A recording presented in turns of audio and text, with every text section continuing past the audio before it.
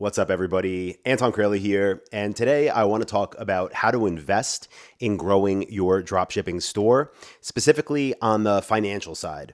Also, just know this is for anybody that is more in the beginner phase, but that's looking to really grow quick and wanting to know where should I invest the funds that I have for maximum growth. Also, just another little note before we get into this. If I sound different today, it's because I have COVID somehow for a second time.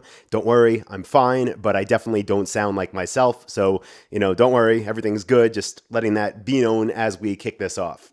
I also want to say what I want to do in this episode is go over what I believe to be good ways to invest in growing your dropshipping store as a beginner and what I would consider bad ways. So we're going to cover examples from both, but also just know going into this, if you have no money to invest into this, like I did when I was 21 years old, you can do all this stuff yourself. You don't really need to invest much of anything if you're willing to just do everything yourself, put in what I would consider the sweat equity and build that way. Will it take longer? Yes. But is it possible? Yes. So don't feel like you need a bunch of money to get going or anything like that. Okay.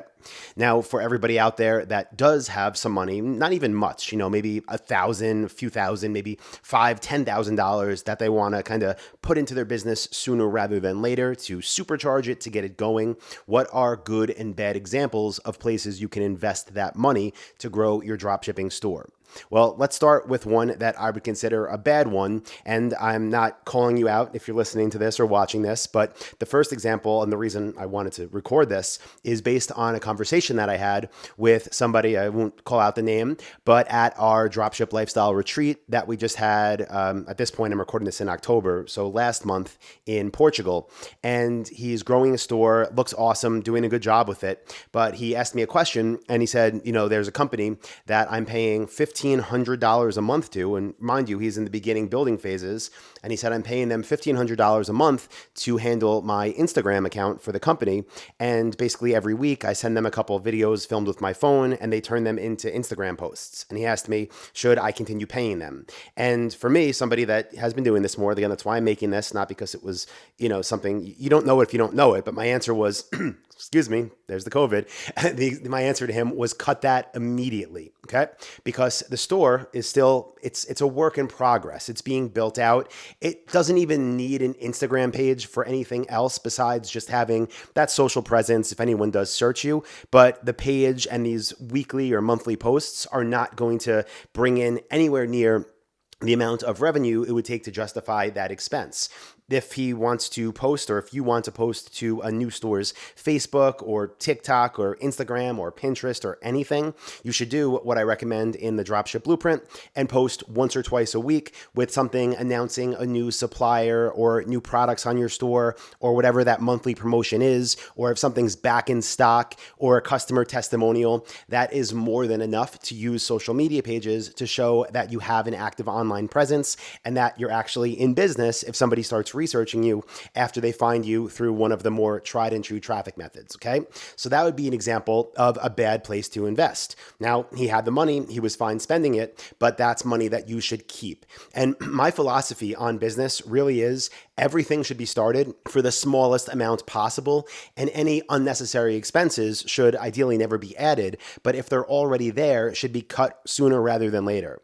And even for me, somebody that's been in this business now for over a decade, I find the businesses that we build that have the highest capital required to get started, they're the ones that typically are either the hardest to get off the ground, or they're the ones that don't work out in the long run, and they're the ones that have the biggest headache associated because the financial investment in those cases is higher, so there's less of a likelihood to pivot, and there's more difficulty to try to pivot if you need to, if there's a lot of money already sunk into something. So just know that, going into any business, start for less money. That is always my philosophy. That is what I would encourage you to do as well. Okay. So first example of something, in my opinion, that is bad to invest in the beginning, this is for beginners, is having people manage and post and create social content for you, because it's not necessary in the beginning. Now, down the road, is that different? Maybe, but not now.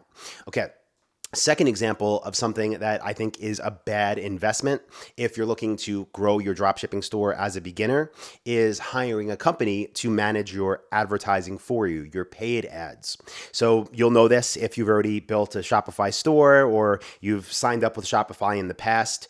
There are companies out there that basically scrape the internet, look for stores that are built for, in this case, or built with, I should say, in this case, Shopify, and they'll just blast via emails and phone calls all new stores that were created in the previous week. And they'll say, hi, I'm calling from so-and-so advertising agency. We can manage your ads for you. We're a Google partner and a Meta partner. And they give you their whole pitch. And you think, hey, I'm a new store owner. This company wants to charge me maybe $500 a month or $1,000 a month, maybe more. But they manage ads for thousands of stores. Of course, they're going to do better than I can.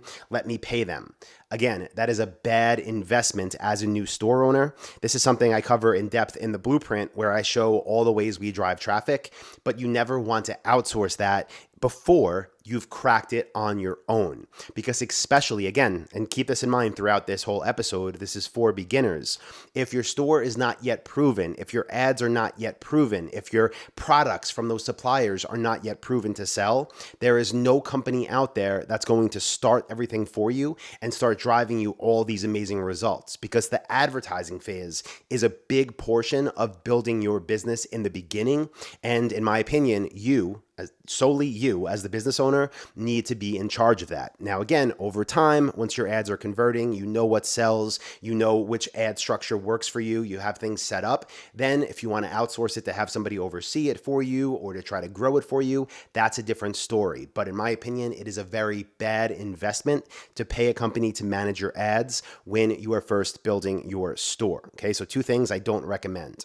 Now, another one, and I'm going to keep throwing things out there because, again, I don't want you to be spending money you don't need to spend. But in the beginning, when you're first building your store, you might think, you know what, I want a bunch of organic traffic. Okay, I'm sitting now, but I'm at a stand-up desk in the sitting position. But let's say you built a stand-up desk store and you thought, it would be so amazing if I could rank organically in the Google search results for the keyword stand-up desks. And let's just say, again, another company found you because you built a new Shopify store. A lot of companies market this way, by the way. And they say, hey, you know what? We are an SEO company and we see you built this new stand-up desk plus store.com.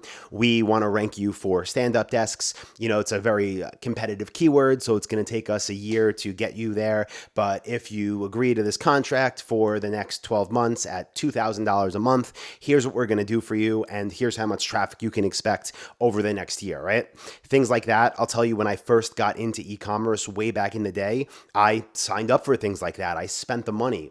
Most of the time, I never got the results that were promised. The times that I did, I found out that the keywords I was ranking for, again, those big niche level keywords, didn't even result to sales because the people searching for them were at the research phase of the buyer's journey. They were nowhere near ready to buy. But as a beginner, even if you have some sales coming in and you have that money to spend, again, that can be really enticing. It could be something that you're like, you know what, that's worth it. It's an investment into my business. Again, don't do it. You know, there's things for SEO that you should focus on in the beginning, even when it comes to content, but that's when it comes to ranking product pages, right? And collection pages and brand pages for the brands you sell for. They're much less competitive and the people searching for them have much higher buyer intent. So they're much more likely to purchase from you when they find your store. Okay. So you can focus on SEO, but don't be paying companies tons of money to do it for you. You can do it yourself in the beginning. When your business is profitable enough to reinvest into these things, then you can do so.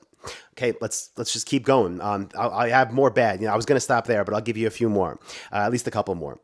Next one would be outsourcing phone support too early on. And of course, from an investment of money, because if you want to hire even just one person or a company that answers phones for a bunch of other companies, there's great ones out there. But if you do it too early, when you don't even have your business, you know, when it's still in its infancy, you don't know how many calls you get. You don't know what the call quality is. For example, the percentage of calls that are coming in to place orders versus see if something's in stock. You don't have that information. And then you just go ahead and start paying people to sit around and wait for a phone to ring, it could be a big way to waste money in the beginning before you have anything set up to prove. Okay, so don't do that. It is too early for basically everybody until your business can afford to pay for it and until you know what kind of calls come in and how those calls should be handled. And this one will throw in kind of as a bonus bad investment if you want to grow a dropshipping store, but that would be buying what are known as turnkey stores. So this is kind of even before, you're in the beginning phases. This is when you're still thinking about getting into this. If you see anything marketed as, this is a turnkey store, just buy it and it'll be fully operational. It's already loaded with suppliers and whatnot. I've done videos on that in the past. I'll link to one, but just run if you hear that. Okay. So that's a lot of the negative. Let's switch gears now. Let's turn into some good investments. Again, you could do it all for free if you put in the sweat equity and do the work yourself, but let's talk about some good investments if you're looking to grow a new dropshipping store fast as a beginner. And what I'll do here is give you 3 that I think are applicable for all beginner store owners. Okay. So the first one would be investing in web design and having a professional build your store for you. Again, this isn't a turnkey store. It's not something that someone promises you is going to, transfer ownership and you start making all this money, but it's a way to have your ideas and your vision and your niche built into a gorgeous store that will be ready to convert. Have somebody set it up so it looks great on desktop, looks great on mobile, so it has the right apps installed, and so that it's built in a way to turn visitors into buyers. So that is something that I didn't outsource when I first started because I just didn't even know you could, or I didn't know it could be done at affordable prices. But if you have the budget to outsource that web design portion, again, that is something I would recommend. That is a good investment, and it's something that will pay for itself shortly after you launch. Second good investment that I believe that new store owners should take advantage of is attending trade shows within their niche. So there's a website I've talked about in the past. It's tsnn.com. And if you go to that, you could search for any part of the world. You could type in any different industry keywords, and it'll show you trade shows that are literally all around the world, maybe in a city or a state by you. And I would recommend going there and just meeting face to face, possibly with suppliers you're already approved with or suppliers you might not have yet. It's a great way to get that in-person connection. It's a great way to get approved with more brands to sell for. And it's a great way to expand your product offering that can lead to much better sales, much more traffic, better connections, higher quality products, and more of a likelihood of success. And if you think of it this way, right, going back to the first examples I gave, let's say you lived in, you were in Kansas and you saw there was a trade show in New York for your industry. Okay, so you have to fly to New York now, get a plane ticket for, $500 round trip, need a hotel for a few nights, maybe you spend $600 there. Let's just say all in with food and travel and whatnot, you're at $1,500.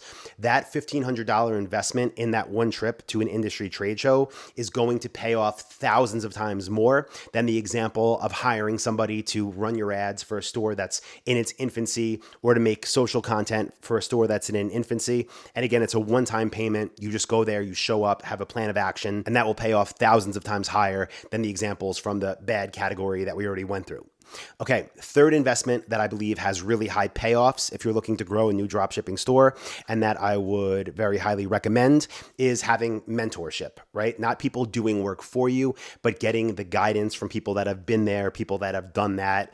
You know by now, if you've been watching my YouTube channel for the past, I think decade now, the YouTube channel's been around. Listen to my 350 episodes of the podcast, or of course, join my coaching program, the Dropship Blueprint. You know that I do believe in mentorship and learning from people that have been there and done that. It is another way to really shortcut your success. Just like going to a trade show can shortcut your path to having dozens or hundreds of suppliers on your store. Learning from people that have been doing this for a decade can shortcut everything throughout the business to also help you get results faster. And for the reward you get versus the money invested, it is well worth it, as long as, of course, you're learning from the right people. Side note, I've done a previous episode about why you don't need another course. I'll link to that as well. You could check it out if you're interested. And of course, if you're just getting started, you want to learn more, go to dropshipwebinar.com. That's my site where I have a free training for you, plus a list of 237 profitable product ideas. That'll be linked up in the description as well. So with that being said, I'm going to go drink some more tea, let my voice rest after this. Hope as always you got value. If you did, leave a like, leave a review over on Apple Podcasts, and I'll talk to you in the next one. See you, everybody.